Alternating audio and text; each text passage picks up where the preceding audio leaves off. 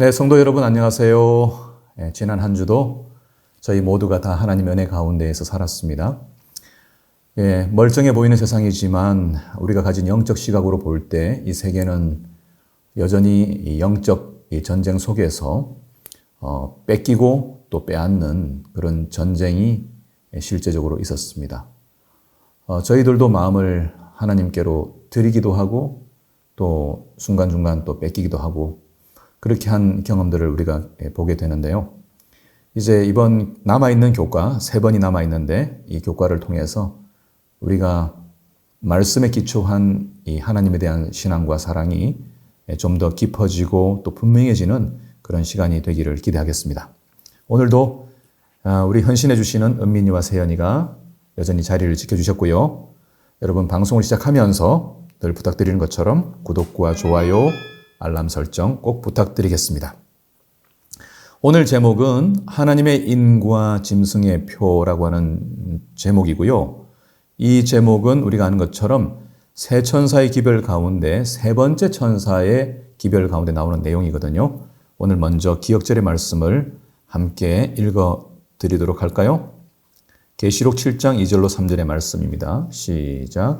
또 봄에 다른 천사가 살아계신 하나님의 인을 가지고 해 돋는 데로부터 올라와서 땅과 바다를 해롭게 할 권세를 받은 네 천사를 향하여 큰 소리로 외쳐 이르되 우리가 우리 하나님의 종들의 이마에 인치기까지 땅이나 바다나 나무들을 해하지 말라 하더라. 네, 우리가 이 말씀에서 하나님께서는 인치시는 일을 하신다고 하는 내용이 나타나고 있고요. 또 위기의 시기에 천사들이 바람을 붙들고 있는 그런 마지막 대정투의 국면을 보여주고 있습니다. 자, 이제 공부를 한 우리 두 친구가 질문해 주시면 제가 대답을 하는 방식으로 해보겠습니다. 오늘은 세연이가 먼저 질문을 준비했나요? 네. 네, 부탁드리겠습니다. 오늘은 저부터 질문을 해보겠습니다. 이번 주 교과를 공부하면서 서론을 보니까 그동안 저희가 공부했던 내용이 정말 잘 요약되어 있다는 생각이 들었어요. 본문에는 이제 그리스도와 사탄 사이의 대쟁투에서 중심적인 쟁점은 충성과 권위와 예배이다 라고 기록하고 있습니다. 또 변조된 가짜 예배를 강요하기 위해서 힘, 강제, 때로는 뇌물과 보상을 사용한다 라는 내용은 지난번에 교수님께서 말씀해 주신 개종주의의 특징을 기억나게 했던 것 같습니다. 동시에 하나님 나라의 원동력은 사랑이라는 기록도 눈에 들어왔던 것 같아요. 이전에 사랑이 없으면 강요라는 말씀을 기억나게 하는 것 같습니다. 제 질문은요, 이렇게 구분하고 나니까 우리가 사탄의 전략과 하나님의 인도하심을 쉽게 구분할 수 있을 것 같은데요. 사실은 사탄이 매우 교묘하게 일을 하는 존재인데 일상에서 우리가 신앙을 열심히 한다고는 하지만 여전히 잘못된 태도나 또 정신을 가질 수 있지 않을까라는 생각이 들었습니다. 다시 한번 사탄이 사용하는 모조적 전략에 대해서 말씀해 주시면 감사하겠습니다. 네, 우리가 이제 사탄의 그 생각과 또 하나님 세계 정부의 그 운영 그 원리가 어떻게 다른지를 또 왕왕 이야기했기 때문에 이 내용들을 아마 우리 성도들께서는 다 이해를 하실 거라고 봐요. 그렇지만은 우리가 이제 성경에서 보는 것처럼 이 악한 마귀는 빛나는 천사, 광명한 천사로 이제 가정하기도 하고 또 진리를 교묘하게 왜곡해서 마치 그 아담과 하와를 유혹했던 것처럼 하나님 말씀에 근거하고 있는 것처럼 보이지만은 그러나 눈치채지 못하게 왜곡시킴으로써 우리의 생각을 하나님께로부터 떠나게 만들거든요. 그래서 우리가 이 사탄의 모조적인 전략을 굉장히 주의 깊게 살피고 확인하는 일이 필요할 것 같아요. 제가 이제 이 사탄의 이 방식들을 볼 때 제가 미국서 이제 공부하다 보니까 이제 단어 하나를 발견한 게 뭐냐면 우리가 보통 카피 하는데 사실은 이제 가짜 모조품이라는 단어가 counterfeit거든요. 이미 한번 사용했습니다. 근데 이제 재밌는 단어가 하나 있는데 뭐냐면 copycat이라는 단어 여러분 들어봤나요? 네. 그러니까 따라하는 거죠. 새끼 고양이들이 엄마 고양이를 흉내내는 모습에서 창안한 건데 모방이에요. 그러니까 진짜로 하는 것인지 복사한 것인지 하기가 어려울 정도로 복사한 것인데 지폐로 치면 위조 지폐예요. 그래서 사단은 우리가 이제 계시록서를 볼 때 사단은 예배를 부정하지 않아요. 또 교회도 부정하지 않아요. 사단의 회가 있어요. 사단의 교회가 있다고 얘기하고 있거든요. 오히려 예배를 사용해요. 그리고 율법도 부정하지 않아요. 율법도 강조해요. 다만 지난번에 확인했던 것처럼 그 십계명에 뭐 두 부분으로 나눈다면 첫째부터 넷째까지 하나님에 대한 경배와 그 헌신의 내용이 들어간다면 다섯째부터 열째까지는 인간 사이의 관계라고 얘기하잖아요. 다만 강조하는 것이 두 번째 국면을 많이 강조하죠. 지난주에 이제 살핀 것처럼 강신술 학회도 성경과 예수님과 율법을 다 강조하거든요. 그런데 이 위조를 구분할 수 있는 리트머스 시험지가 있는데 그게 뭘까? 그것은 자발성에 기초한 사랑에 근거한 이 신앙이고 또 선택인가라고 하는 거예요. 진짜는 사랑에만 반응하거든요. 물론 뭐 우리가 이제 예전에 뭡니까 우리 참된 사랑만이 그 괴물이 가지고 있는 그 마술로부터 또는 그 뭐라고 그래 마법으로부터 이렇게 벗어나게 만드는 그런 이야기들 많잖아요. 진짜로 사랑한 키스를 딱 할 때 이렇게 깨어난다. 그런 이야기들이 많은데 물론 사랑도 카피가 가능해요. 사람들은 사랑을 일종의 감정으로 보거나 자신을 좋아하는 것에 대한 몰입으로 보기 때문인데요. 하지만 사랑은 신뢰거든요. 그래서 요한계시록에 7교회 보내는 권면들을 보면은 매번 어떤 말씀이 나오냐면은 성령이 교회들에게 하시는 말씀을 들을지어다 이렇게 말해요. 이게 성경이라고 하는 게 그냥 도덕책이 아니고 인격체가 계신 거거든요. 성령이 계시는 거거든요. 신앙이라고 하는 것은 어떤 행위가 아니라 관계라는 거예요. 듣는 행위는 관계적 용어죠. 그래서 우리가 요한계시록에 나오는 무수한 상징들과 의미를 따라가면서 한 분 인격자이신 어린 양의 희생과 사랑에 반응하고 그분을 신뢰하는 일이 없다면 아무런 소용이 없다는 것이죠. 어린 양의 모습을 바라보는 사람은 친절해지고 또 희생적이고 인내하고 겸손할 수 있거든요. 그런데 교회 안에서 얼마든지 가지고 있는 자신의 영적 지식으로 교만하게 살아가는 사람이 있을 수 있거든요. 사람들의 감정이나 정서에 전혀 공감하지 못한 채 오히려 종교 신앙을 통해서 폭력을 행할 수도 있단 말이죠. 교회 안에서 일어나는 폭력은 굉장히 신앙적인 모습을 하고 나타나요. 그래서 이 신앙을 배경으로 하고 있는 기독교 내에서 소위 가스라이팅 같은 게 많이 일어나는 것이죠. 어떤 이런 분들이 이제 이 사람들을 현혹시켜 가지고 자신의 권력과 권위로 자신이 가지고 있는 지식으로 사람들을 이렇게 잘못된 길로 이끌어가는 사람들의 레토릭을 보면요. 틀린 말이 거의 없어요. 예를 들어 이런 말을 해요. 의를 위하여 충성을 위하여 충성하고 정의를 세우고 공동체를 위하여 조직을 위하여 우리는 희생하고 헌신해야 된다. 이런 말을 하거든요. 나쁜 말은 아니죠. 틀린 말은 아닌데 하나가 빠져 있어요. 그건 뭐냐면 공감이에요. 조직을 위하여, 공동체를 위하여, 단체를 위하여 희생하고 헌신하는 일들이 좋은 일이 될 수 있지만 어떤 사람은 그것을 못하는 분들도 있거든요. 어떤 분들이 가지고 있는 개인적인 그 상황 때문에 참여하지 못하는 사람들이거나 또는 거기에 동조하지 못하는 사람들에 대한 그 공감을 하지 못하는 일들이 얼마든지 일어날 수 있단 말이에요. 제가 이제 본 책 가운데 악의 기원이라는 책이 있는데요. The Origin of Cruelty라는 책이 있는데 이 책은 뭐냐면 세계 2차 세계대전에서 이 나치 친위대의 압제로부터 살아남은 유대인들이 이 나치들이 했던 행위들을 보면서 악이라고 하는 것이 인간이 인간에게 행하는 악이 어떻게 이렇게 가능할까라고 하는 것을 분석하면서 쓴 책이에요. 이게 나치가 아는 것처럼 유대인들 대상으로 엄청난 그 인체 실험을 했거든요.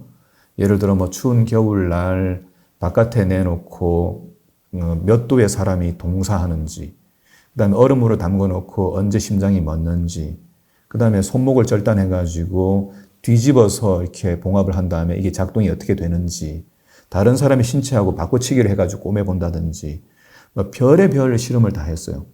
그러니까 인간이 인간을 놓고 실험했다는 거예요. 이게 상상이 되나요?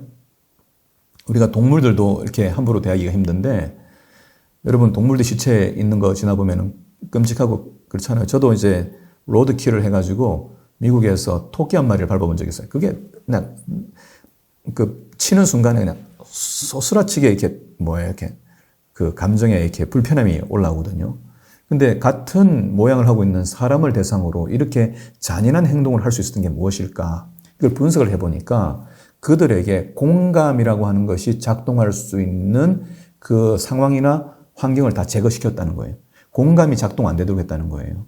그래서 유태인들을 어떻게 관리했냐면은 수용소에다가 화장실을 거의 만들지 않았어요. 수용소 밖에 이제 화장실을 한두 개 두는데 아침에 그 수많은 사람들이 용변을 보러 나오면은 이를 볼 데가 없기 때문에 그들의 숙소 주변에다가 이제 용변을 보는 거예요. 그러니까 이게 짐승들의 마구간처럼 되는 거죠.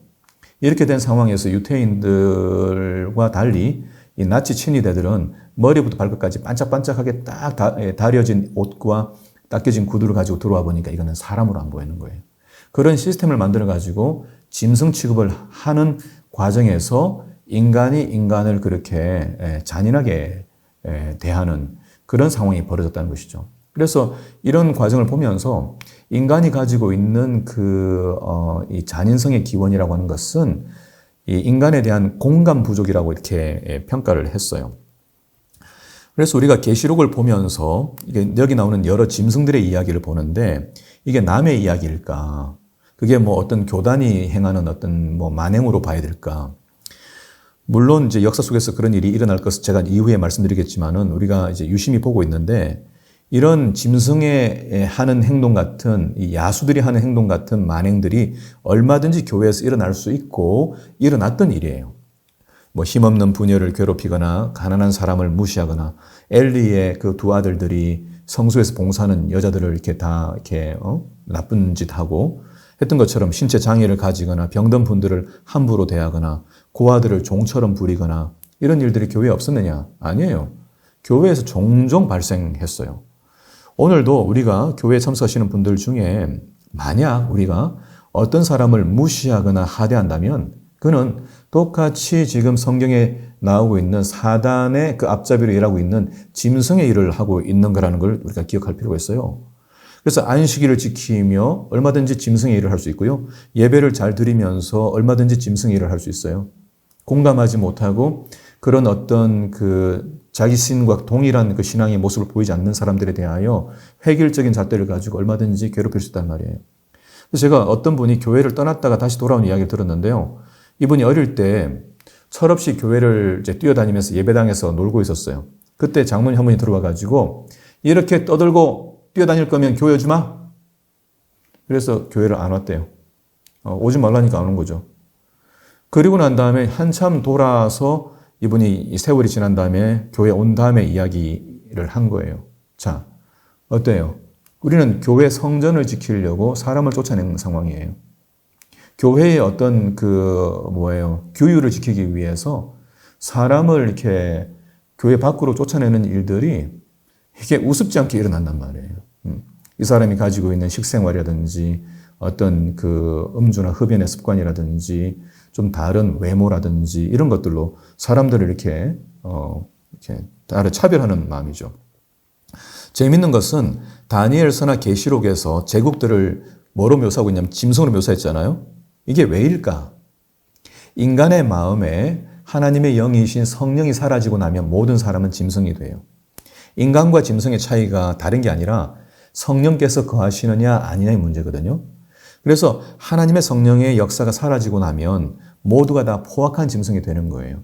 그러니까 종말론적인 박해라고 하는 또 뭐냐면은 하나님의 영이 사람 속에서 떠나버리고 대신 악한 영이 임하고 하나님의 영의 역사를 거부한 삶을 살아가는 사람들이 결국 하나님의 영을 따라 살아가는 그리스도인들을 박해하는 역사란 말이에요. 그래서 우리가 모조적 신앙이라고 할 때 그것을 어떤 특정 교단에 대하여 비유해서 이야기하는 동안 그것은 전혀 우리와 상관없는 것으로 착각할 수가 있는데 단순히 안식 시간을 잘 지키는 것으로 되지 않는단 말이에요.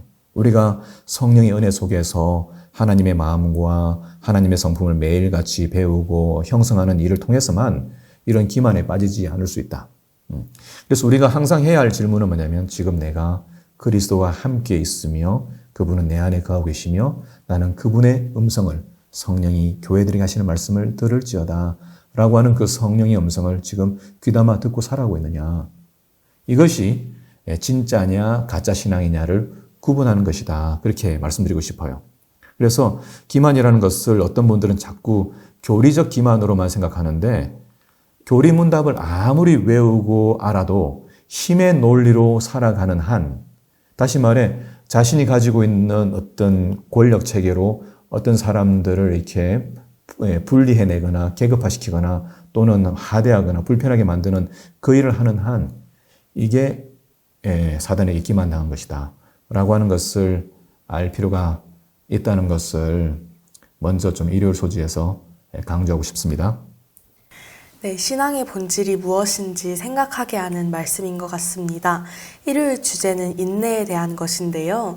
저는 교회에서 인내해야 한다, 참아야 한다라는 말을 많이 듣고 자란 것 같아요.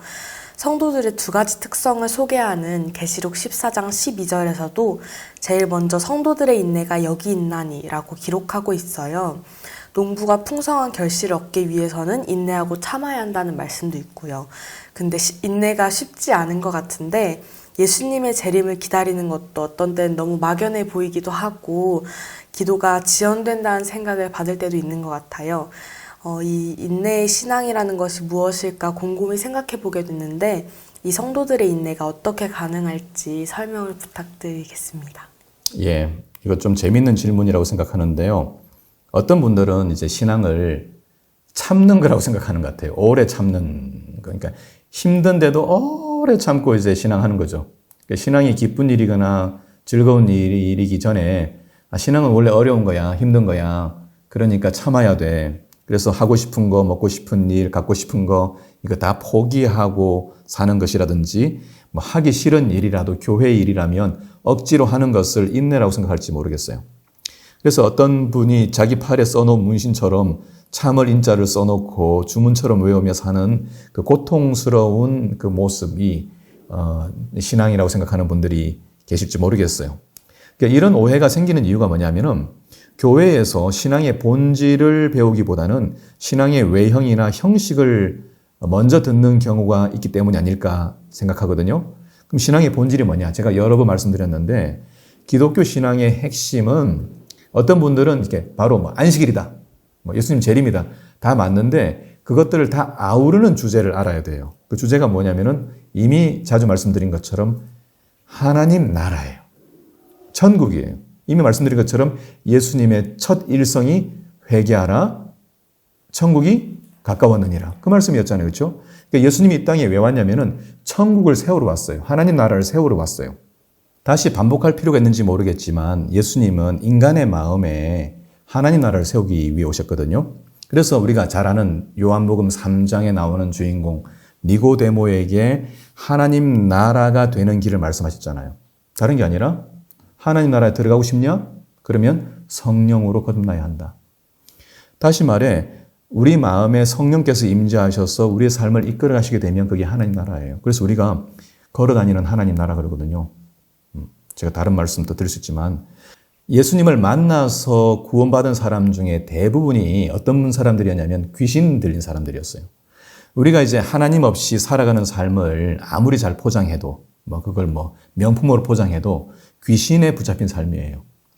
예수님이 비유로 말씀하신 적이 있죠. 더러운 귀신이 사람에게서 나갔다가 쉴 곳 찾지 못하고 돌아다니다가 자기가 원래 있던 집에 돌아와 보니까 청소가 딱 돼 있는 거예요. 그래서 옳거니 하고 다시 저보다 더 악한 이 귀신 7을 데리고 들어가서 이전 형편보다 더 나쁜 형편이 만들어졌다. 그러면서 예수님 말씀하시기를 이 악한 세대가 또한 이렇게 되리라. 마태복음 12장에 나오는 이야기거든요. 그러니까 악하다는 것은 나쁜 일 했다는 게 아니에요. 악하다는 것은 나쁜 일을 행했다는 것 전에 귀신이 마음을 차지했다는 거예요. 악한 영의 그 소리를 듣는다는 거예요. 어떤 사람도 빈 공간으로 사는 사람은 없어요. 소비주의의 귀신 차지했든지 아니면 교만의 귀신 차지했든지 아니면 음욕의 귀신 차지했든지 중간은 없어요. 예수님을 만났던 사람들은 다 성령 없는 사람들, 즉 귀신 들린 사람들이었거든요.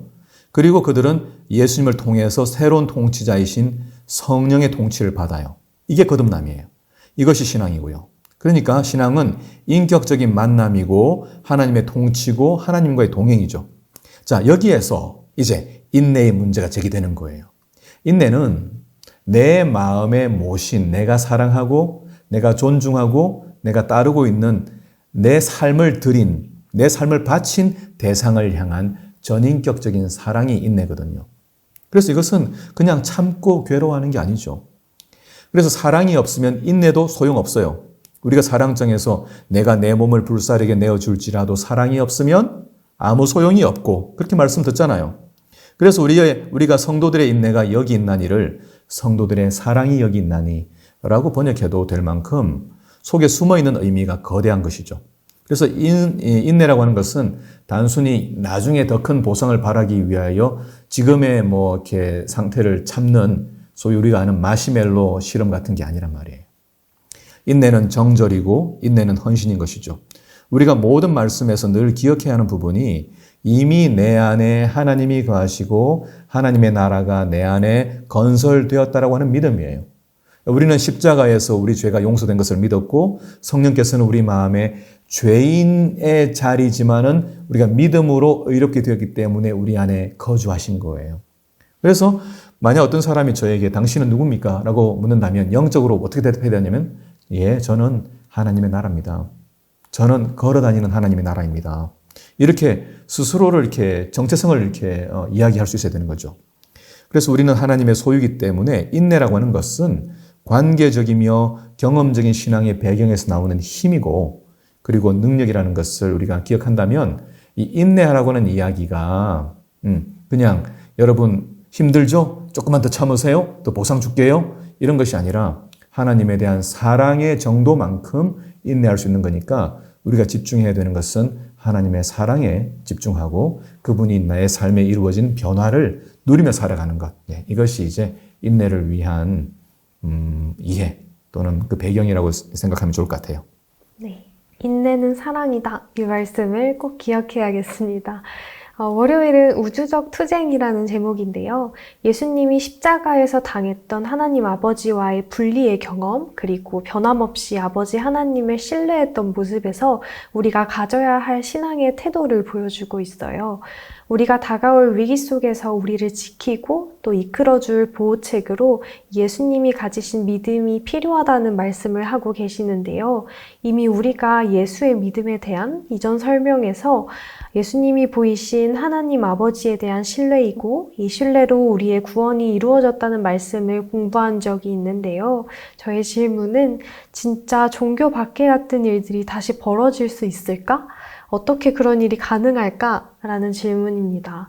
막연한 두려움으로 무슨 일이 벌어지는지 알지 못한 채 또 알지 못하는 것들을 두려워하는 상태로 살아가야 하는 건지 좀 의문이 들거든요. 그래서 종말론적 시험과 박해가 어떻게 가능한지 설명해 주시면 감사하겠습니다.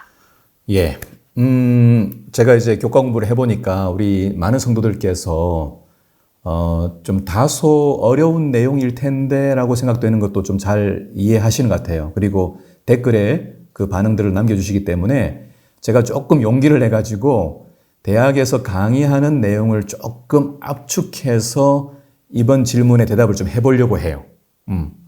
이제 다시 말해 질문한 것이 진짜 지금 대명천지 이렇게 밝은 이 근대 사회에서 예전에 종교 박해 시대처럼 기독교 박해 시대처럼 중세 시대에 이런 일들이 진짜 가능할까?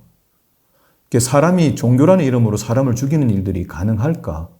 이게 어떻게 인류사에 전 인류적으로 또는 전 세계적으로 가능할까? 이것이 이제 도무지 가늠이 되지 않는 분들이 계실 수 있기 때문에 제가 역사적인 배경으로 좀 설명을 드리려고 하니까 우리 은민이 세연이도 공부를 했겠지만은 다시 한번 들어주시고 그 다음에 우리 성도님들께서도 이 시간은 좀 잘 들어주시면 감사하겠습니다. 우리가 잘 아는 대로 오직 의인은 믿음으로 말미암아 살리라 라고 하는 하박국 2장 4절의 말씀이 갈라디아서 3장 11절에 인용되고 있는데요. 이것이 기독교 신앙의 핵심이에요. 바로 이신칭이라고 불려지는 것인데 마르틴 루터를 통해서 종교 개혁이 일어나게 한 그 기본되는 출발점이 되는 성경 말씀이기도 해요. 사람은 믿음으로, 오직 의인은 믿음으로 말미암아 살리라.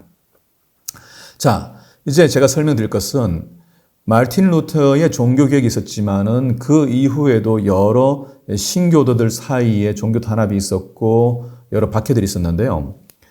우리가 이 믿음을 가지게 되었을 때에 겪게 되는 그 개인적인 환란도 있고 또 이 공동체적인 또는 집단적인 그런 세계적인 그 어려움들이 있을 수 있어요. 근데 우리가 계시록에서 보는 것은 마지막 시대에 일어나게 될 일요일 휴업령과 함께 벌어지게 될 그 박해, 그 환란을 우리가 생각하고 있는데, 이 시험이라고 하는 것이 단순히 뭐 교회 나가면 벌금 내린다 이 정도가 아니라 아예 목숨을 담보로 하는 물리적인 박해이거든요. 순교를 요구하는 그런 시험이라고 우리는 예상하고 있어요.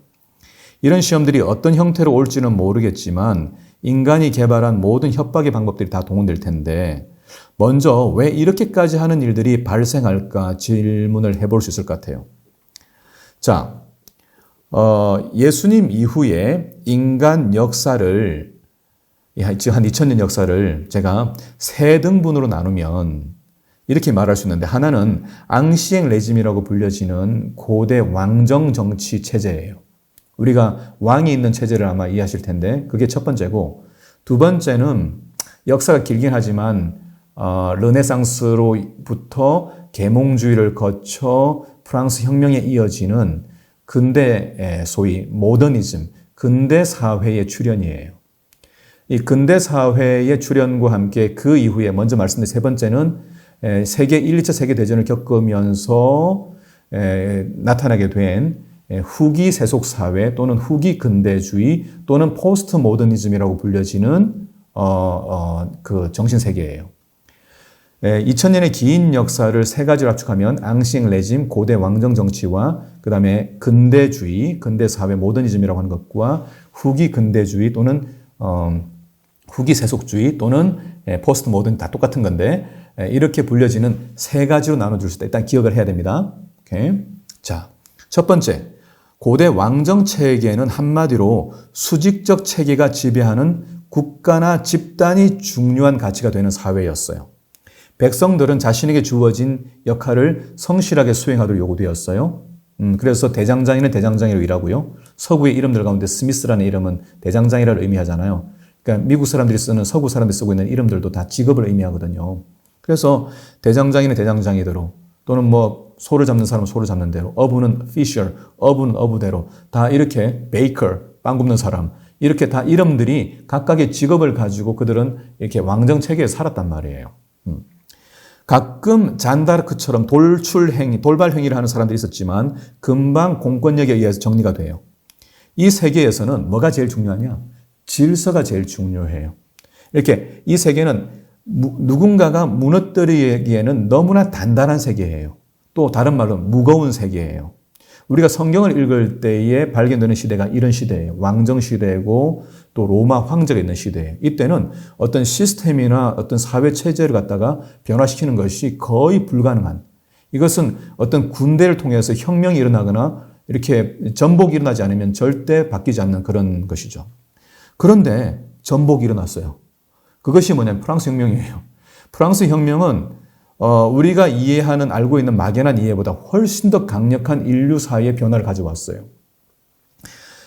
말씀드린 것처럼 소위 인문주의, 인간의 그 가치를 강조하는 시대로부터 소위 르네상스가 인문주의죠. 인문주의와 계몽주의를 넘어서는 함께 이어지는 그 물결이 세계를 덮었어요. 그리고 프랑스 혁명이 1789년부터 시작되었는데 그때의 시점으로부터 소위 이 지구상의 서구 사회죠. 물론 서구 사회의 세상은 이전 왕정세계 또는 중세 교황이 다스리는 시대로부터 인본주의 시대로 바뀌게 되었어요. 이때는 인간 중심이고 인간의 이성이 중심이고 그 다음에 논리와 객관성과 합리성이 이제 굉장히 중요한 가치가 돼요.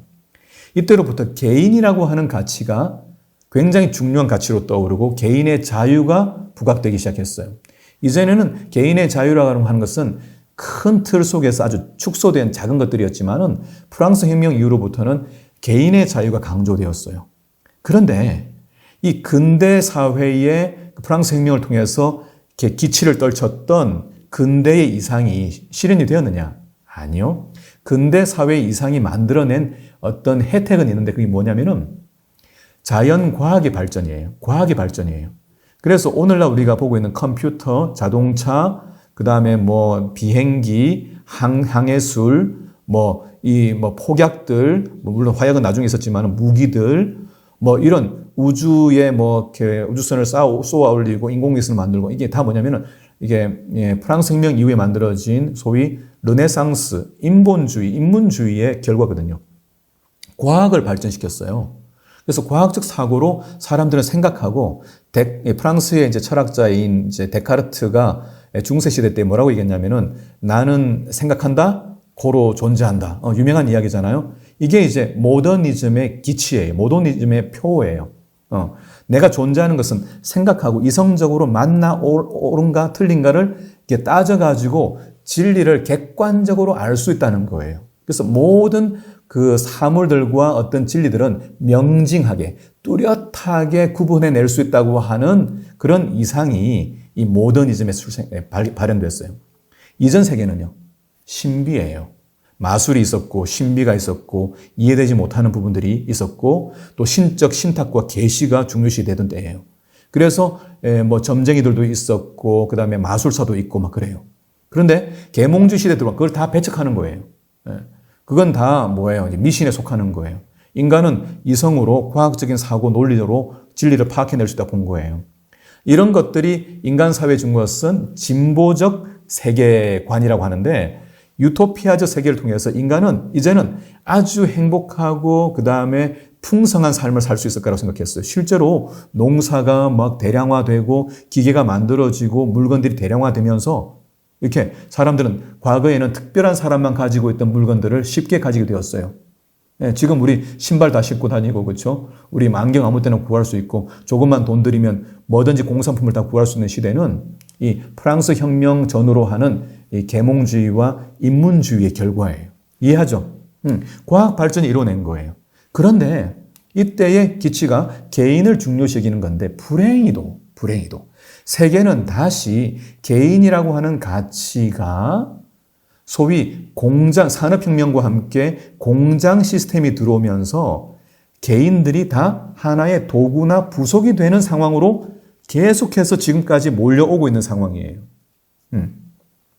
이것이 이제 우리가 잘 아는 찰리 채플린이 만든 모던 타임즈라는 무성 영화에 나오는 이야기가 그 이야기를 담고 있죠. 시계를 따라서 출퇴근을 반복하고 기계적으로 자기를 반복하는 어떤 기계적인 삶을 살아가는 일들이 이제 벌어지게 된 거예요. 모든 학생들도 학교 가는 시간 맞춰서 일어나고 땡 치면 집에 들어오고 또 땡 치면 학원 가고 종 치면 또 밥 먹고 이게 기계적으로 살아가는 삶이 오늘날에 세계된 것은 모더니즘의 결과예요. 자, 아이러니컬하게도 모더니즘은 개인의 자유를 강화시킨다고 했는데 결국 모더니즘 속에서 만들어진 자연과학의 혁명은 공장 시스템을 만들어냈고 공장 시스템 속에서 인간들은 다시 도구화되고 인간성이 위협받는 시대가 된 거예요. 자, 제가 지금 이쯤에서 말씀드릴 게 뭐냐면은 세계 역사에서 모든 그 역사의 흐름과 어떤 변곡이 만들어지는 지점은 어떤 이슈 때문에 만들어지냐면은 전체가 중요하냐 아니면 개인이 중요하냐라고 하는 이 질문에 놓여 있는 거예요. 이건 제가 10번 반복해도 중요한 얘기예요. 이 인간사에서 일어났던 모든 전쟁, 갈등, 분쟁, 이 모든 것들은 전부 뭐냐면은 그게 종교적 갈등이든지 국가적 분쟁이든지 전부 뭐냐면은 전체냐 개인이냐라고 하는 그 명분 속에서 싸워진 거예요. 그래서 철학적인 담론이든지 인간사에서 담론되고 있는 건 뭐냐면은 전부 나라고 하는 한 개인이 이 공동체라든지 전체 속에서 나는 무슨 의미가 있나? 라고 하는 질문을 던지는 그 질문이 철학적 질문이기도 하고 또 사실 신앙적인 질문이에요. 사실 이제 많은 사람들이 성경을 읽지만은 성경에 있는 노예 제도라든지 이것들을 그대로 이제 이해하면서 남북 전쟁 당시에 남군에 속하는 남쪽 그 바이블 벨트에 속하는 미국 남쪽 지역은 성경에 충실한 남침례교 교단들이 장악하고 있는 지역이 있지만 이들은 노예 제도를 옹호했어요. 아시는 것처럼. 그런데 이처럼 성경의 이야기를 고지고대로 문자 그대로 받아들인 사람들은 성경을 통해서 뭐까지 했냐면 인종 청소까지 했어요. 나치를 세운 그 뒤 배경에는 누가 있냐면은 독일 기독교가 있어요. 독일 기독교는 유태인들을 말살시키거나 핍박하는 것이 당연하다고 하는 논리를 만들어냈는데 유태인들은 그렇게 죽어도 되는 종족이다라고 하는 논리를 어디 찾은 거예요? 성경에서. 유태인들이 누굴 죽였어요? 예수님을 죽였어요. 그러니까 유태인들은 예수, 기독교의 주인이신 예수를 죽인 사람들이야. 그러니까 그들을 뭐 해야 된다? 죽여버려야 된다. 라고 하는 논리를 만들어낸 거예요. 자, 이게 보세요. 성경에 대한 이해든지 뭐냐면은 전체를 위하여 어떤 소수를 희생시킬 수 있느냐, 아니면 개인의 가치를 존중해야 되느냐, 이 문제의 갈등이라는 거예요. 자, 그러면 모더니즘으로 돌아와서 모더니즘에서의 이슈도 무엇인가 하면은 결국은 개인을 중요하게 생각해서 왔지만은 현실은 소위 포드주의라고 알려지는 이 공장식 시스템 속에 인간이 도구화돼 버리는 결과가 됐단 말이에요. 은민이 세연 이거 이해하죠? 어렵지 않죠? 다 알고 있는 내용이니까 그렇죠? 그래서 오늘날 포드, 헨리 포드, 자동차를 만든 자동차 왕 헨리 포드는 이 자동차를 대량 생산하기 위해서 어떻게 했냐면은 컨베이어 시스템을 만들었고 분업화시켰어요. 그렇게 해서 사람들을 이제 회사에서 계속 반복된 일을 하게 만들어서 이제 대량 생산을 하게 만들고 모든 미국인들에게 자동차를 주겠다라고 하는 것으로 이렇게 모토를 삼고, 그 다음에 그 공장에서 노조가 일어나니까 임금을 2배 줄 테니 그렇게 하지 마라고 다시 이들을 족쇄를 세워가지고 공장을 벗어나지 못하도록 한 거예요. 노동자 있어야 되니까. 근데 지금은 이제 기계가 컴퓨터가 대신하는 그런 사회가로 지금 바뀌어지고 있지만은 결국 인간의 가치가 도구화되는 결과가 되어버린 거예요. 그것이 궁극적으로 최악의 상태를 만들어버린 것이 뭐냐면 세계 제1차, 2차 세계대전이에요. 이때에 소위 국가적 그 어떤 대의명분을 위하여 젊은이들이 군대에 징집이 되었고, 엊그제까지 이웃인 사람들이 서로 총을 겨누는 그런 상황이 벌어졌어요. 이것이 우리 한반도에서 일어난 일이에요. 한반도에서도 우리가 같은 동족들끼리 총을 겨누고 이념 싸움을 하는데 우리가 뭐예요? 우리가 이겼다, 너희가 들어올래 말래 이 싸움을 하게 된 것이 바로 이 모더니즘의 기치 속에서 인간이 만든 과학으로 무기로 만들어버린 불행인 거예요. 서로를 이렇게 죽여내는. 이런 과정에서 이 반성 속에서 등장한 것이 뭐냐면 세 번째로 이 개인의 가치를 어떻게 하면은 온전하게 보호할까, 개인의 가치를 실현하고자 했던 근대의 이상을 어떻게 하면 완성시킬 수 있을까를 고민하면서 나온 그 철학적 담론이 무엇인가 하면은 소위 포스트 모더니즘이에요. 후기 세속주의예요. 그래서 포스트 모던 학자들은 인간들에 대한 가치를 하나하나 이제 다 그 가치를 매기고 존중하는 일들이 중요하다는 이야기를 하고 있어요. 대표적으로 레비나스라고 하는 사람이 이야기하고 있는 환대의 철학 같은 거예요. 환대, 무슨 말이냐면 간단하게 말씀드리면은 아브라함이 천사를 그 손님으로 모셔서 대접함으로 천사를 대접했잖아요. 나그네를 많이 대접했잖아요. 그래서 지나가는 사람 이름도 모르고 어디서 와서 총을 들었는지 나를 해코지할 것인지 정체, 아이덴티티를 파악하지 않은 상태에서 집에 모셔드린 이 아브라함의 태도가 필요하다는 거예요. 이게 레비나스가 유태인인데 2차 세계대전을 겪으면서 오늘날 세계에 필요한 정신이 이 환대의 정신이라고 해서 오늘날 많은 부분에서 교육자들도 사회에서도 지금 인용되고 있는 부분이에요. 자, 그런데 말이죠. 이렇게 이제 개인에 대한 강조를 하기 시작하니까 문제는 다시 개인들이 가지고 있는 각기 다른 고유성만 강조되다 보니까 이제는 사람들마다 기준이 없는 상대적인 삶을 살게 되는 거예요. A도 오케이, B도 오케이, C도 오케이, D도 오케이. 모든 사람은 각자가 원하는 삶을 살기 시작한 거예요. 이렇게 되다 보니까 소위 파편화되고 해체가 돼요. 공동체가 해체되고 그 다음에 절대적인 도덕으로 지켜져야 하는 어떤 도덕 기준이 사라져요. 내가 살인했는데 무슨 문제가 있어. 내가 좋아하는 사람 좋아하고 싫은 거 싫어하고 내가 때리고 싶으면 때리고 말하자면 극단적으로 말하자면 개인이 강조됨으로써 절대적인 어떤 이 모랄이 도덕성이 이렇게 와해되고 있는 지점에 우리가 살고 있어요, 지금. 그러니까 후기 세속자에 들어와서 오늘 우리의 지점은 소위 어떤 절대 기준을 이렇게 거부하고 개인의 그 모든 권력 체제를 거부했던 포스트 모던 그 철학자들의 이상을 따라 개인성이 강조되면 이게 유토피아 만들어질 줄 알았는데 아니 이게 절대 기준 사라지고 혼란이 오는 거예요. 그래서 오늘날 세계는 어떤 정신이 살짝 고개를 들고 있냐면은 이 무질서한 세계에 질서를 잡아야 하는 일이 필요하겠다라고 하는 인식이 지금 싹트고 있는 중이에요. 그러다 보니까 재밌게도 각국의 정상들이 어떤 사람들이 지금 선택받고 있냐면은 다소 그 권위주의적이고 다소 이렇게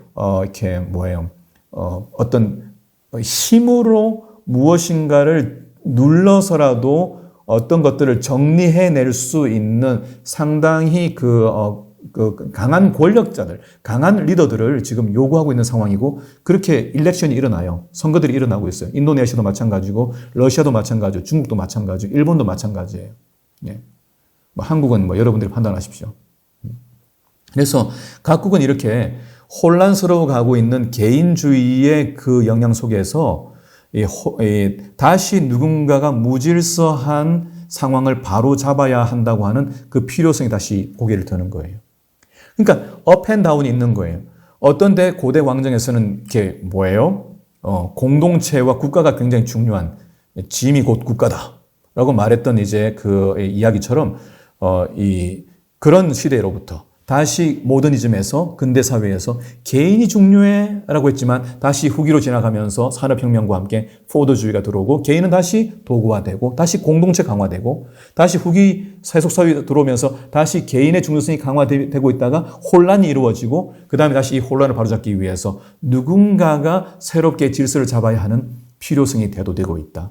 근데 조금만 혼란이 가중되어서 예를 들어 환경 파괴의 문제든지 어떤 지구가 아주 숨막히게 위협을 받고 있는 지금 상황인데 이 문제를 놓고 어떤 시점에 강력한 리더가 필요한데 이번에는 과거의 어떤 독재자처럼 그렇게 사람들 죽이는 사람이 아니라 도덕적이고 영적인 존재가 나타나서 이 세계를 정리하고 다스려야 한다라고 하는 그런 생각이 자연스럽게 일어날 수 있는 세계 역사의 흐름이 있다라고 하는 거예요. 이걸 갖다가 제가 이 짧은 시간에 이야기를 이제 드리기 때문에 들으시는 분들이 얼마나 이해를 하시는지 모르겠지만 역사는 계속 반복돼요.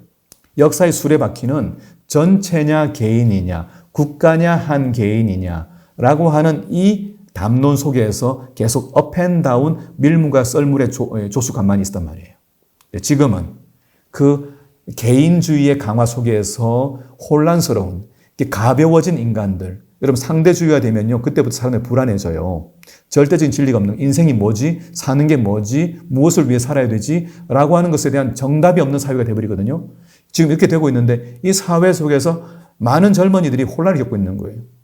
내 뜻대로 살아, 내 마음대로 살아라고 가보는데 결국은 궁극적인 인생의 목적을 누군가 말해주지 않는 상황이기 때문에 복음도 필요하지만은 반대로 사단은 이것을 통해서 뭐 하고 싶은 거예요? 다시 통제하여 하나님께 드리는 신앙의 양심을 강압해서라도 이 세계를 어떤 질서 있는 세계로 만들어서 하나님을 섬기고 하나님이 다스리는 세계가 되지 못하도록 하는 전략을 얼마든지 만들어 갈 수 있는 시대적 준비가 되어 있다라고 하는 이야기를 드리고 싶은 거예요.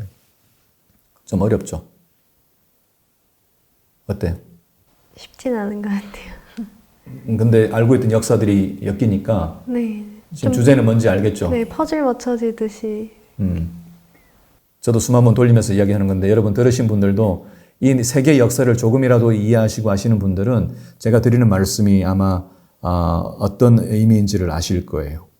그래서 제가 이제 긴 이야기를 이제 정리를 하면 제가 보기에 환란이라든지 핍박이라고 하는 것은 갑자기 무섭게 나타나는 것이 아니라 굉장히 조용히 그리고 세련되게 시작될 거라고 생각해요.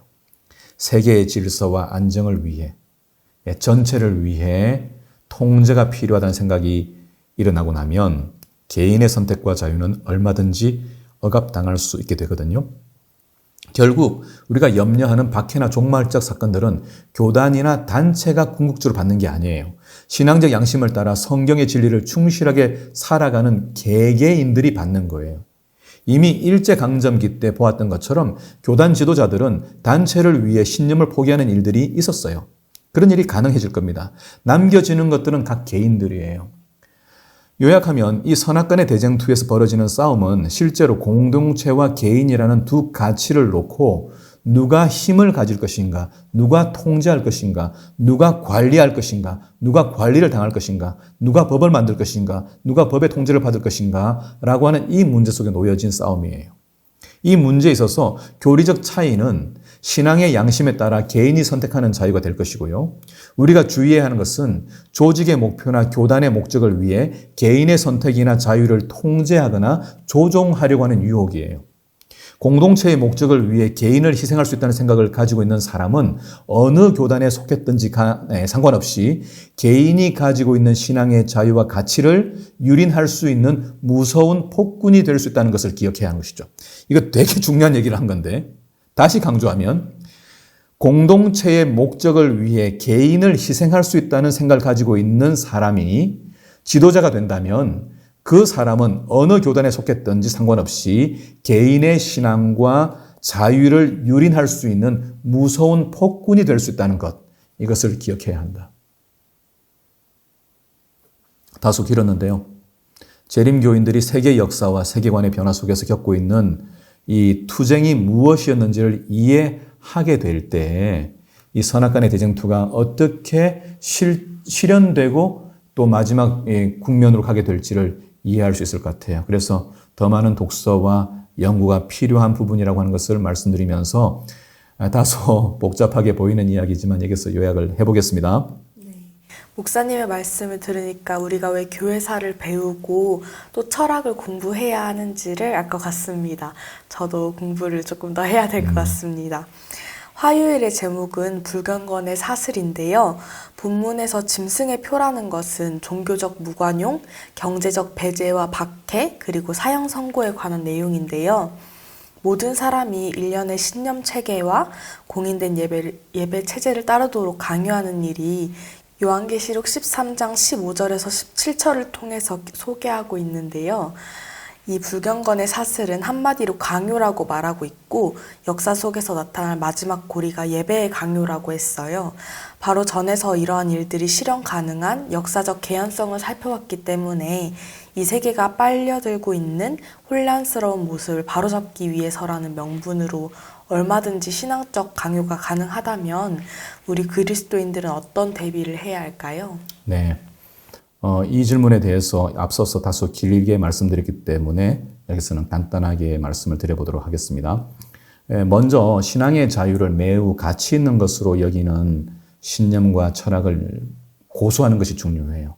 그래서 우리는 개인의 선택과 자유의지를 보호하는 일을 자칫 전체를 위하여 소홀히 여길 수가 있는데 특별히 한국 사람들은 우리 문화가 이제 권위주의적 문화가 많거든요. 유교 문화라든지 군대 문화라든지 일제강점기라든지 그다음에 이제 이 경제 성장과 함께 소위 경영학적 이 관리 체계가 들어왔는데 이런 것들이 소위 조직 속에서 관료적이며 권위적인 체제 속에서 계급화되어 있는 그런 세계 속에 교육받았기 때문에 어떤 개인의 어떤 선택이나 어떤 그 생각들이 존중받는 것들이 굉장히 이제 약해져 있는 그런 문화가 있습니다. 심지어 교회도 마찬가지죠. 하나님의 결정이면 그것을 무조건 받아들이고 따라야 한다라고 교육하는 경우가 많고요. 하지만 교회나 조직의 결정이 하나님의 결정이 되는 때는 언제냐? 그것이 하나님의 말씀의 원리와 원칙과 일치할 때만이죠. 교회가 세운 조직이나 권위를 무조건적으로 순응하는 것은 종말론적 신앙 강요가 일어날 때 그것을 문제의식 없이 받아들일 준비를 하는 것과 똑같아요. 화인 여사도 교회 안에서 발생하는 왕 같은 킹리 파워, 킹리 권위에 대하여 왕 같은 권위에 대해 경고한 적이 많거든요. 이미 1900년대 초기에 대총회장이 가지고 있는 권위에 대하여 경고한 목소리들이 많이 있어요. 자, 두 번째는 권한 위임 또는 권한 분산의 정신을 유지하는 거예요. 재림교회는 그 조직 원리가 권력 분산에 기초하고 있어요. 플라톤은 권력은 부패하고 절대 권력은 절대 부패한다 그런 말을 했습니다. 우리 중에 어떤 사람도 교회의 머리가 되어서는 안 돼요. 그런 시도를 하거나 태도를 가져서는 안 돼요. 교회가 하나님의 뜻대로 움직이기 위해서는 강력한 지도자가 필요하다 이런 생각을 하는 분들이 있는데 이것도 문제가 있는 거예요. 교회가 하나님의 뜻대로 움직이기 위해서는 강력한 지도자가 필요한 것이 아니라 하나님을 지도자로 인식하고 그분의 음성을 따라 순종하는 지도자가 필요한 거예요. 강하게 드라이브를 거는 지도자가 필요한 게 아니에요. 우리가 무질서한 상태로 있어도 안 되겠지만은 획일적인 모습으로 신앙을 하거나 교회 기관들을 움직여서도 안 되거든요. 세 번째는 개개인성이 가진 가치에 대한 인식이에요. 저는 하나님께서 우리에게 천국 문 앞에서 이렇게 질문하지 않으실 거라고 믿어요. 너는 왜 베드로처럼 살지 않았냐? 너는 모세처럼 왜 안 살았냐? 뭐 이렇게 묻지 않으실 거예요. 요한복음 21장에 가면은 재밌는 내용이 나오는데 베드로가 동료 요한의 앞길에 대하여 묻는 장면이 나와요. 그때 예수님 말합니다. 내가 올 때까지 그 요한을 머물게 할지라도 내게 무슨 상관이냐? 너는 나를 따르라. 그런 말씀을 요한복음 21장 23절에 하거든요. 하나님은 아마 천국 문 앞에서 이렇게 물으실 거예요. 세연아, 너는 너처럼 살았냐? 은민아, 너는 너처럼 살았냐? 이렇게 물으실 거예요. 때때로 우리가 이제 아이들의 이름을 모세라고 짓기도 하고 요셉이라 짓기도 하고 뭐 미리암이라 짓기도 하고 다 좋은데 사실 우리가 이름에 한계가 있기 때문에 종류가 그렇게 지을 뿐이지 우리가 모세처럼 살거나 요셉처럼 살거나 뭐 다윗처럼 살거나 이렇게 살 필요가 없다는 거예요. 모든 사람은 이 세상에 태어났던 사람은 한 사람도 같은 사람이 없었거든요. 그러니까 우리는 각기 다른 부모와 각기 다른 어떤 특성들을 가지고 살고 있기 때문에 인간이 가지고 있는 개개인성의 중요성을 가지고 꽃밭에 꽃들이 똑같은 꽃이 피어도 꽃잎의 크기가 다르고 또 그다음에 배열이 다르고 한 것처럼 그런 이제 그 유니티 그리고 다이버시티 그죠? 다양성 속에 있는 그 조화와 연합을 우리가 추구해야 한다는 것이죠. 이게 이제 교회죠. 정리하면 강요라고 하는 것은 어떤 표준화된 신조나 표준화된 가치를 놓고 거기에 키를 맞추라고 하는 것이거든요. 재림교회는 다른 교단과 달리 신조를 갖지 않고 있어요. 여러분이 아시는 대로 사도신경 우리 뭐 외우곤 하지 않죠. 왜 그럴까요? 배웠나요? 우리의 신조는 뭐밖에 없냐면요. 성경밖에 없어요. 재림교 신념이에요. 우리는 신조를 만들지 않는다. 다시 말해 성경의 이야기를 교리를 요약해가지고 그것을 사람에게 이것을 믿냐 받아들이지 않느냐 묻고 난 다음에 받아들이지 않으면 이단으로 취급하고 그들을 처형하는 그런 종교의 그 중세시대의 모습을 봤거든요. 그래서 개신교회 내에서 여전히 뭐 사도신경을 외우고 있지만은 재림교회는 어떤 신조나 신경을 만들지 않아요. 그리고 그것을 사람을 재단하지 않죠. 키를 재지 않죠. 왜? 하나님의 말씀에 충실하는 것만 신조기 때문에요. 그래서 영어에서 신조라는 단어가 크리드인데 크리드라는 것이 갈대라든지 자라는 의미예요. 우리가 이제 하나님 앞에서 어떤 사람도 판단하는 일을 유보하고 개개인이 가지고 있는 선택의 자유를 존중하는 태도를 평상시에 잘 유지하고 강화시키는 삶을 살 때에만 강요라고 하는 고리에 대항하는 삶을 살 수 있을 거라고 저는 봅니다. 네, 강요하는 태도에 대한 문제의식을 꼭 기억하도록 하겠습니다. 수요일 제목은 어린 양을 따른 자라고 되어 있습니다. 계시록에 나오는 대쟁투는 두 진영으로 나눠진 리더십 대결이라고도 할 수 있을 것 같은데요. 하나는 기이한 짐승을 따르든지 아니면 어린 양을 따르든지입니다. 대부분의 사람들은 강력한 리더십을 기대하는 경향이 있는 것 같아요. 하지만 어린 양의 모습 속에서는 어떤 카리스마적 모습을 찾기가 어렵다는 생각이 들어요. 교수님께서는 어린 양의 리더십에 관련된 논문도 쓰신 것으로 아는데 우리가 어린 양을 따른다는 것이 무엇을 의미하는지 말씀해 주시면 감사하겠습니다. 네, 이미 제가 어린 양을 따르는 신앙에 대해서 몇 차례 말씀을 드린 것 같은데요. 사실 이제 전쟁으로 치면 뭐 곰이나 사자 같은 맹수들을 리더로 표상하는 쪽이 유리하잖아요. 여러분 한번 보세요. 뭐 지금 두산 베어스 말하자면 야구도 그렇고 미국의 어떤 그 유니콘, 뭐 라이언스, 그죠? 삼성 라이언스 뭐 이런 식으로 짐승들을 표현할 때 거기다가 깃발에다가 우리는 램 그렇게 한 팀 봤어요? 아무 팀도 스포츠팀 가운데 어린 양이라든지 토끼를 갖다가 뭐 있나? 그걸 이렇게 해놓은 팀, 뭐 말 같은 거는 해요. 빠르니까. 그러니까 나름대로의 이렇게 뛰어난 어떤 힘을 가지고 있는 동물들을 다 표상하잖아요. 근데 이 대쟁투에서 이 신실한 하나님의 백성들을 따르는 백성들 따르는 그 지도자를 어린 양이라고 하는 건 엄청난 메타포거든요. 이게 거의 충격적이에요. 우리가 섬기는 리더가 아니 그래도 어린 양이 아니라 뭐 그레이 하운드는 돼야지 뭐 예를 들어 아니 그래도 뭐 사자 고문 아니더라도 뭐 적당하게 좀 뭐라도 있어야 이렇게 생각이 드는데 어린 양이라고 했거든요. 어린 양은 무력함의 대명사죠. 취약성의 본질이고요. 때리면 맞고 밀면 밀리는 힘없는 모습인데요. 여기에서 우리는 내가 섬기는 리더가 영원히 따르고 싶은 좋은 리더인 것을 발견하는 거잖아요. 이분은 가치 없는 일, 보상이 없는 일, 특별하지 않는 사람을 위해서 봉사하고 희생하시는 분이셔요. 그래서 마치 선한 사마리아인처럼 원수로 여기는 사람을 위해 모든 필요를 제공하고 또 필요한 것이 있으면 채워주겠다고 하는 이 태도가 어린 양의 희생의 모습과 또 연관되잖아요. 그리고 어린 양의 특징 중 하나가 뭐냐면 침묵이에요. 그래서 이사야서에서 예수님을 도수장으로 끌려가는 잠잠한 양이라고 말했어요. 실제로 예수님이 십자가에 달리셔서 아무 말씀하지 않으셨어요. 저주하는 말을 한마디 뱉지 않으셨죠.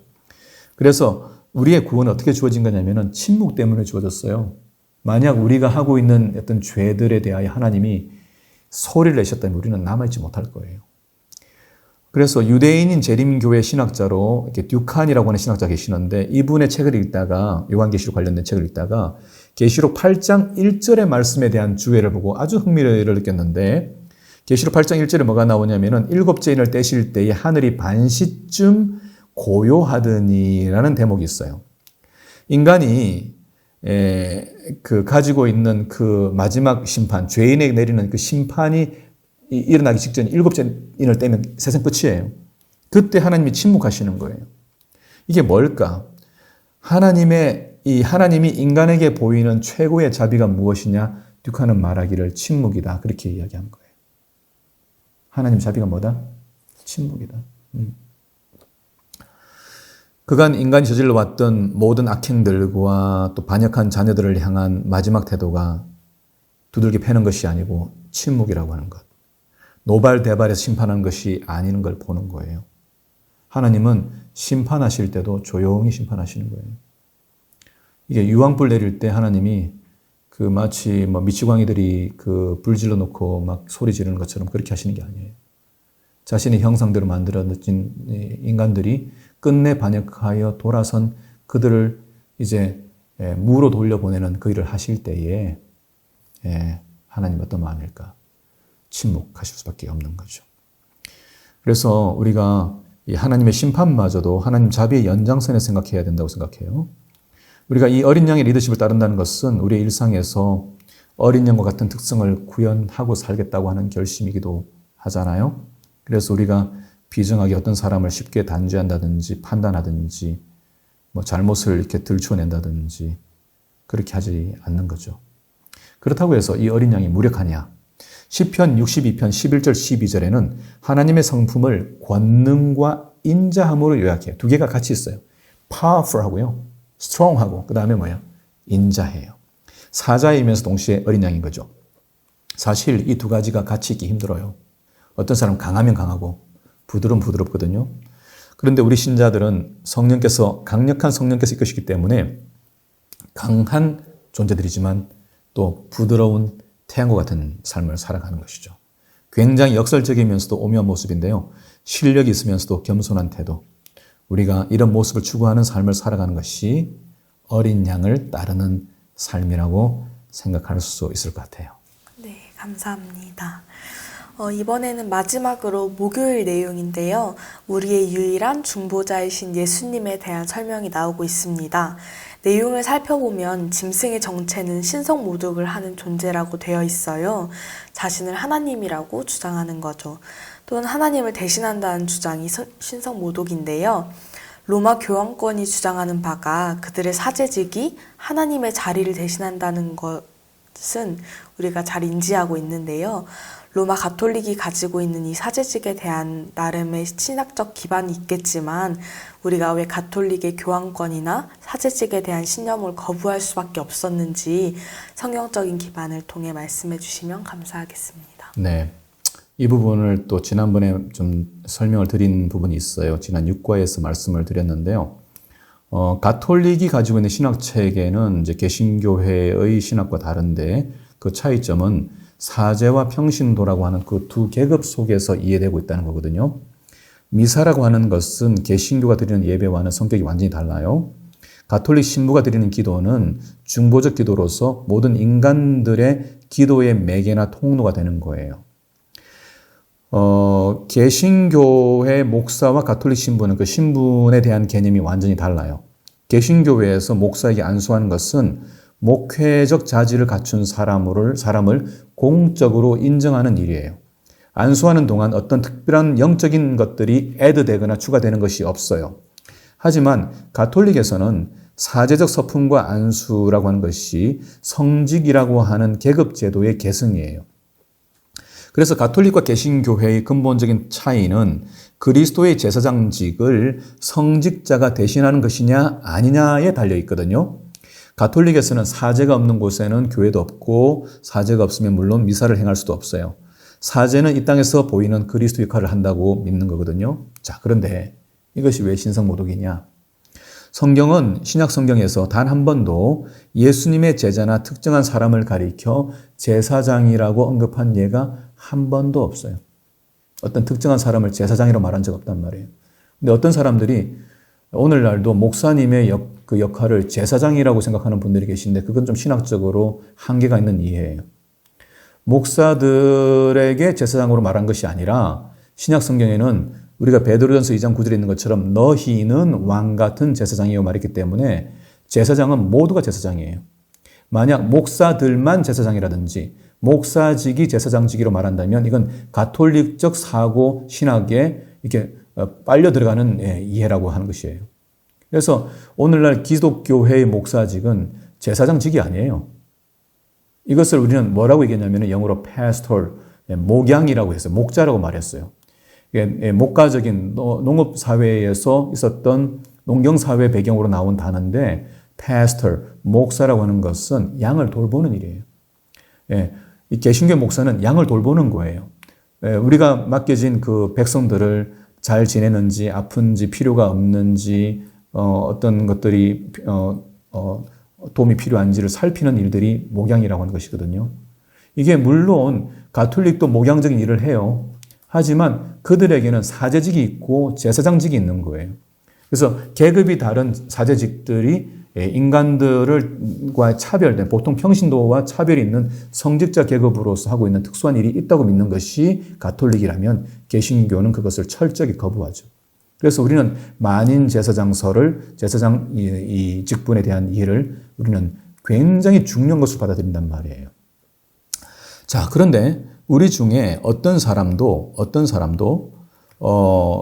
자신이 가지고 있는 목회직을 가지고 자신이 제사장이라고 하는 특수한 계급 또는 특별한 직분에 있다고 하는 인식 속에서 일반 신자들에게 군림한다면 이는 적그리스도예요. 우리가 성경에서 누구도 이 하나님께 나가는 길에 있어서 오직 예수님만을 통해서 우리가 하나님께 가기 때문에 우리가 예수님의 이름으로 기도하는 뿐이지 어떤 사람도 다 직접적으로 하나님께 갈 수 있잖아요. 히브리서 10장 19절에 성소 배경으로 기록된 히브리서에서 이렇게 말하죠. 그러나 형제들아 우리가 예수의 피를 힘입어 성소에 들어갈 담력을 얻었나니 20절에 그 길은 우리를 위하여 휘장 가운데로 열어놓으신 새로운 산 길이요 휘장은 곧 그의 육체니라. 휘장이 열렸어요. 그래서 우리가 하나님께 직접 갈 수 있게 된 것이에요. 그런데 주의해야 될 부분과 또 흥미로운 일들이 재림교회 내에서 벌어지고 있는데 여성 안수 문제와 관련해서 구약의 제사장들이 남자였기 때문에 목사들은 남자여야만 한다는 논리가 재림교회 내에서 굉장히 강한 그 레퍼런스로 사용되고 있어요. 성경에 기록되어 있다 이거예요. 구약 성경의 제사장들이 다 남자였다. 그러면 우리 중에 있는 사람들 가운데 아무도 제사장이 목사가 되면 안 돼요. 왠지 아세요? 구약 성경에 기록된 남자들은 다 유대인들이었거든요. 우린 유대인 아니잖아요. 자, 성경대로 적용한다면은 거기 있는 대로 유대인 남자가 제사장이 될 수 있는 거예요. 그렇게 이제 적용하는 것이 될 수 있느냐? 성경을 만약 기록된 대로 믿어야 한다고 말하면서 문자적으로 적용하는 분들이 주장하는 이 여성 안수 문제에 대한 반대의 의견은 자기 발등을 찍는 상황을 만들어내요. 왜? 엘렌 화이트 수년 동안 실제로 목사 자격증을 가지고 있었고 그것도 안수 받은 목사 자격이었어요. 엘렌 화이트는 안수 받지는 않았지만 안수 목사 자격증을 가지고 있었어요. 그것을 여러분들이 대총회에 들어가시면은 엘렌 화이트 그 전시관이 있어요. 거기 들어가면 와이프분이 갖고 다녔던 목사 안수증, 목사증을 볼 수가 있습니다. 그래서 엘렌 화이트는 목사라고 하는 그 스테이터스를 가지고 설교를 했습니다. 자, 그러니까 여성 목사 또는 여성 안수를 반대한다고 한다면 우리가 믿고 있는 신념의 대부분이 엘렌 화이트의 설명으로 나왔는데 이 자체를 부정하게 되는, 재림교회를 부정하게 되는 자가당착에 빠지는 문제가 생긴다는 거예요. 제가 드리고 싶은 말씀의 요지는 여성 안수 문제는 여러분 다시 한번 공부해 보시고 어떤 형태로든지 교회 내에서 계급을 만들려고 하는 시도는 다 신성모독이다. 교회를 몸에 비유한 말씀들을 보면요. 한 번도 머리를 지체 중에 어떤 사람이 차지하는 거라고 말한 적이 없어요. 로마서 12장 5절에 그리스도 안에서 한 몸이 되어 서로 지체가 된다고 말했고 고린도전서 12장에도 보면은 지체는 서로 돌보도록 되어 있어요. 다만 에베소서 4장 15절에 머리는 누구냐? 곧 그리스도시다. 그렇게 말했어요. 우리의 헤드십, 우리의 리더는 누구냐면은 예수님이에요. 그러니까 기독교 신앙에서 어떤 것이 신성모독인가 하면은 서로 머리가 되려는 시도가 신성모독이에요. 그건 우리 학과 내에서도 마찬가지고요. 교회 내에서도 마찬가지예요. 수석 장로가 된다든지 수석 집사가 된다든지 이게 되려고 하는 시도 자체가 신성모독이에요. 조금 더 제가 더 적나라하게 말씀드려 볼게요. 우리가 전면적으로 부정하고 비평해야 하는 것은 단순히 가톨릭의 사제직이 아니에요. 교회에서 머리가 되기 위해 싸우는 모든 행위들이 신성모독인데 제가 성경을 읽다가 발견한 충격적인 게 있어요. 빌립보서 2장 3절에 보면은 아무 일에든지 다툼이나 허영으로 하지 말고 오직 겸손한 마음으로 각각 자기보다 남을 낮게 여기고라고 되어 있거든요. 여기서 다툼이라고 하는 헬라 원어가 뭐냐면 에리테이아라고 되어 있어요. 에리테이아의 용례를 살펴보면은 당을 짓는 행위, 이익을 위하여 품위를 떨어뜨리는 행위, 관직을 위하여 정치 활동을 하는 행위, 또 몸을 파는 창녀의 행위라고 말했어요. 서로 높아지기 위해 다투는 행위는 뭐냐면은 이익을 위하여 몸을 파는 창녀의 행위라고 용례들이 이렇게 나와요.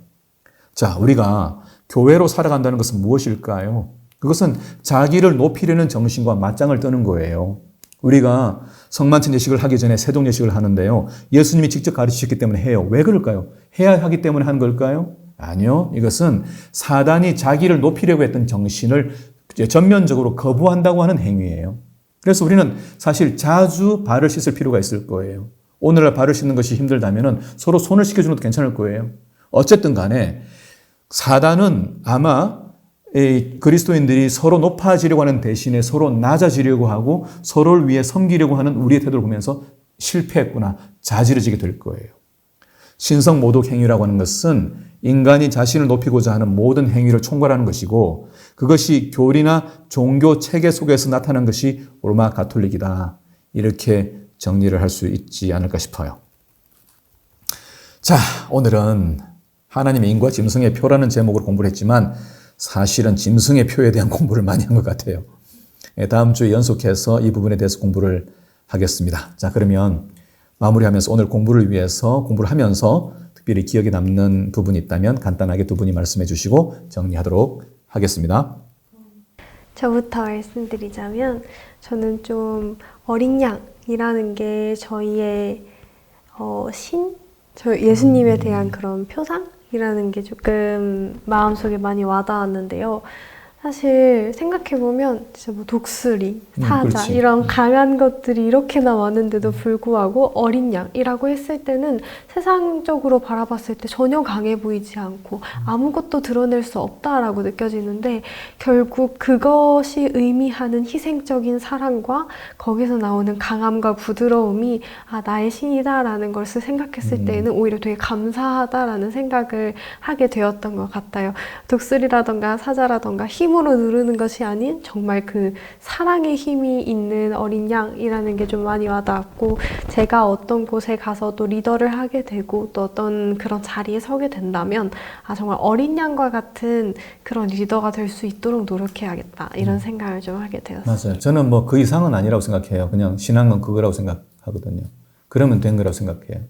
예수님 곁에서 맨날 싸우던 제자들을 보시면서 어떤 때는 사단아 물러가라 말씀하시기도 하고 예수님 보실 때 그것을 바로잡기 위해 오신 거거든요. 그 정신을. 그런데 안타깝게도 교회 안에서 누가 크냐라고 하는 이야기는 오늘날도 계속되고 있는 문제니까.